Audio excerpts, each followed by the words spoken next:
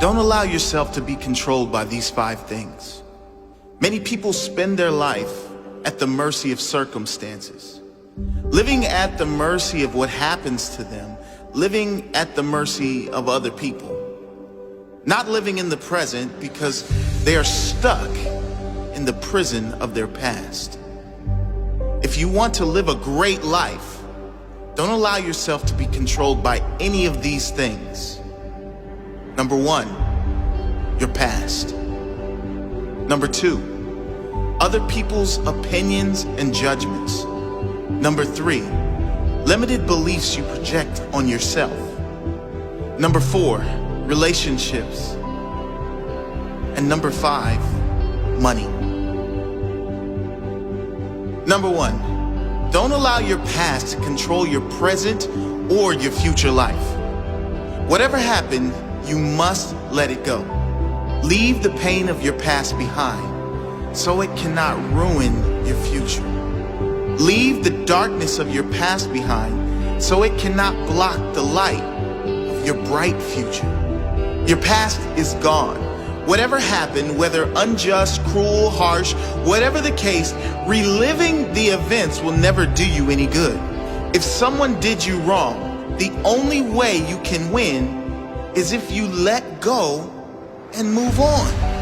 If you live in hate, they win. If you live in the victim story, they win. If you want to win, you must focus on building your future and start right now. Release that weight from your back so you can be free. Don't allow events from the past which are now gone to ruin this moment, which is perfect. This moment, which is now to enjoy, which is ready for you to live fully. Number 2, don't allow other people's opinions and judgments to control the direction of your life. The need to fit in and feel wanted can cause you to travel down paths you don't want to travel. People pleasing is a curse that should be avoided at all costs. Before you do anything, ask yourself, am I doing this because I want to do it? Or because of my fear of judgment from others if I don't? You were born unique for a reason. You were born to stand out, to be appreciated and loved for who you are. Don't dim your light so you fit into the dull background of other people's lives. Shine bright as you are. Those who really care for you will see that light and shine with you. Number 3, don't allow your life to be controlled by your own limited beliefs. Now, a warning with this one. These beliefs may be conscious, but more than likely, they're unconscious. They may be unconscious limitations that have been conditioned in you from a young age and throughout your entire life by listening to those around you who never reach for their own dream. Notice your own limited beliefs and tell them to shut up. There is nothing you cannot do, nothing you cannot have, and no one you cannot become if you believe in yourself. If you believe anything is possible, guess what? Anything is possible. When you change your belief from limited to unlimited, your potential is unlimited. Imagine what you could achieve if you lived your life as though anything is possible, as though miracles are a standard requirement of every day. As the saying goes, when there is no enemy within, the enemy outside can do you no harm. When you have nothing inside holding you back, there is nothing outside that can hold you back either. Your entire life will change the very instant you decide to change your mindset. The instant you decide to see everything as a gift. When you decide to see every circumstance and challenge as a blessing rather than a curse, the very instant you become conscious to the fact that everything in it is as it should be. And know that fighting what is insane. Number 4, relationships. A touchy subject. But if you are always needing another to be happy, to feel complete, then you are always one moment away from a breakdown if that person leaves you, or unhappiness if the relationship you are in is not going well. I'm not suggesting to avoid relationships. There is no force on earth that is greater than love and connection. I am talking about those who can't live if they are in a relationship. Those who will be with just about anyone, including all the wrong ones, just to avoid spending a moment being single. What I am saying is to develop enough mental strength that you get to the point where you don't need others to make you happy. You are just as happy being alone as you are in a relationship. And number 5, this is what controls the majority of humans on the planet. And you guess what it is? Money. This does not mean you shouldn't want abundance.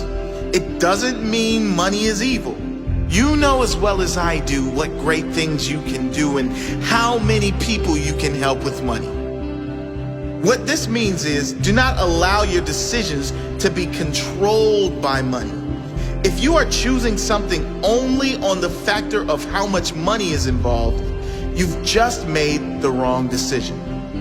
What you will find is that when you follow your heart and you lead with your intention to serve others, to give your best to others every single time, when you follow your intuition and truly give your soul, then the money will come. And it will come in far greater amounts than if you simply chase money for the sake of chasing money. So challenge yourself to live the life you want to live, free from being controlled by anything. Find your freedom. Live fully. You know what's really tough? Loving people for who they are. Not who we want them to be. Not who we think they can be. But loving them exactly as they are today. It's tough because we have our own expectations by which we measure others. We focus so much on whether the other person is meeting our standards that we forget to love them for being uniquely flawed and evolving, just like ourselves, perhaps at a different pace, in a different place. But when we actually succeed, when we love someone for who they are, we see how quickly they transform into the greatest, most inspired version of themselves. You see, the truth is that we don't know a thing about the silent battles fought by those we admire. Battles that are perhaps compensated by the very bravado we respect. We do not see the pain hidden behind their smile. We don't see the suffering and loss they've endured. But more importantly, we do not know what wisdom is hidden in the hearts of those who go unnoticed. Recognizing this humanizes our role models, flattens our egos, and gives us reason to treat every person with compassion and kindness.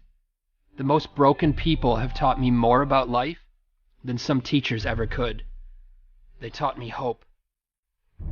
Now, one of my favorite things to do is give that hope to others. To understand their fears and assure them that their dreams are much more powerful than their demons. To dissolve their insecurities and remind them that they don't have to have it all figured out in order to move forward. These things are my favorite, not because I have more to share than anyone else, but because it is so often that I myself need to hear the words I speak. By offering hope to others, I develop hope for myself. See, the reality is that no matter how insightful someone may seem, they are equally clueless. Enlightenment begins here, with the sobering reminder that there are no masters in life, only helpers. So be a helper, inspire someone, empower their soul. Awakening to this journey is the treasure. It is the only treasure. Because cemeteries are not just where we bury those who have passed, but also where we entomb the treasures of our future. Think for a moment of all the untapped wisdom and love Think of all the books that will never be written, hugs that will never be given, and dreams that will never come to light. In this light, the cemetery is the most valuable place on earth, for it is here where our regrets come to rest. Think of this when that voice in your head says you're not good enough or convinces you to start tomorrow instead of today.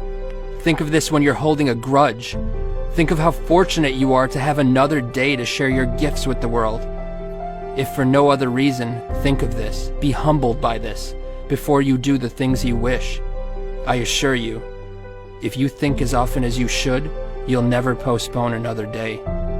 So think, and spend every ounce of your life in the passionate pursuit of that which moves your soul. Let your treasure be known.